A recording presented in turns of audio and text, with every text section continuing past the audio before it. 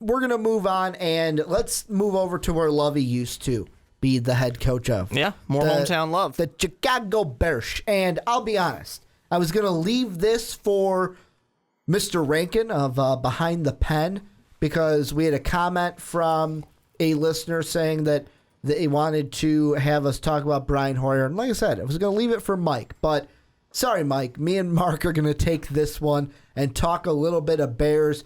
You're the Bear fan in the room, so I'm going to kick it to you first. What was your first reaction when you saw Bears sign Brian Hoyer? You know, I like it because I think Brian Hoyer can be a good, competent backup. I was a little surprised that he wasn't going to try and get into one of those places where he could be a starter potentially. New York. Or at least compete. There's no competition for the job here. Mm-hmm. He's already lost the job. Jay Cutler's the starter.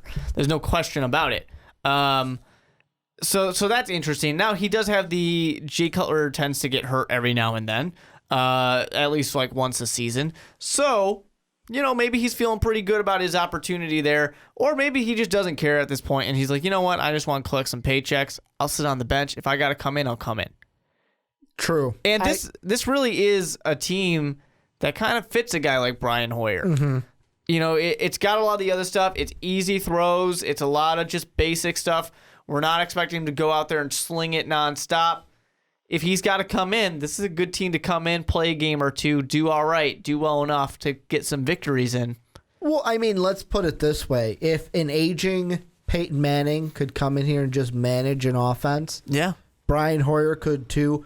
I'm gonna go on this side. Bears fans, you shouldn't have the pitchforks yet calling for Brian Hoyer to start, but there will most likely be a chance Brian Hoyer starts this season. Only because I'm putting my money on Cutler going down.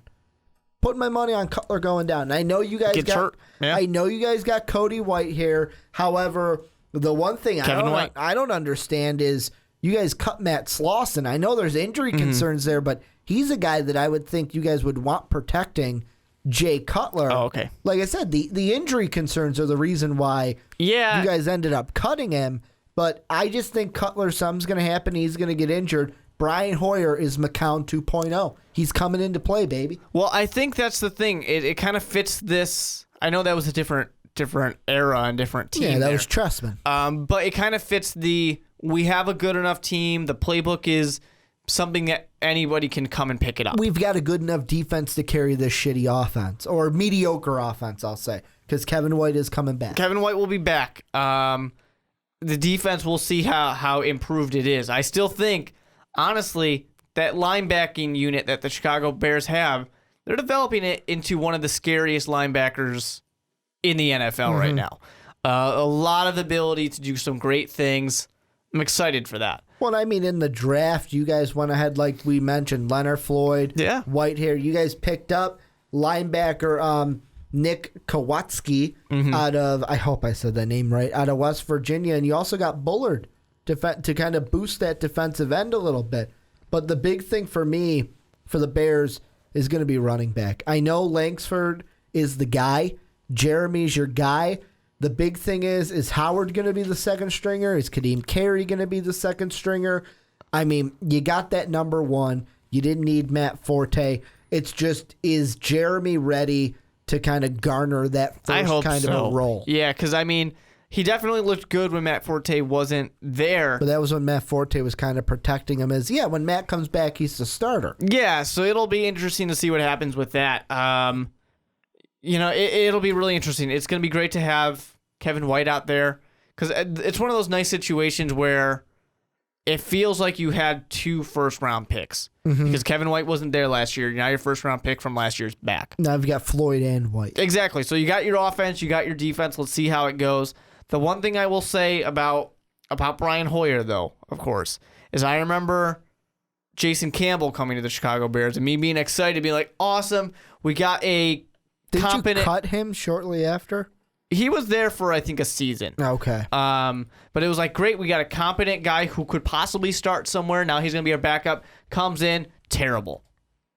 And now I'm a little worried because I'm feeling the same way about Brian Hoyer. I'm like, awesome, this is a competent guy who could start somewhere else probably.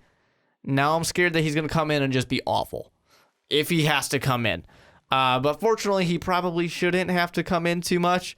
And hopefully it'll be just a lot of running the ball if he does come in. Yeah, you're right. He signed with you guys March of 2012 on a 1-year contract to back up Jay Cutler. In Week 10 against the Texans, he replaced Cutler, who went down with a concussion. He went 11 of 19 for a passer rating of 70.9 in that game. And then after that, he went on to play for the Browns, my Vikings, and Cincinnati Bengals. And then he retired in 2015. Fun stuff. About just over a year ago, he retired from the game of football. But I mean, yeah, with the Bears, Brian Hoyer, you guys were probably expecting me this whole time to, with the title of this video on YouTube, you were probably like, what's Ricky gonna say bad about Jay Cutler now? Ricky doesn't like Jay.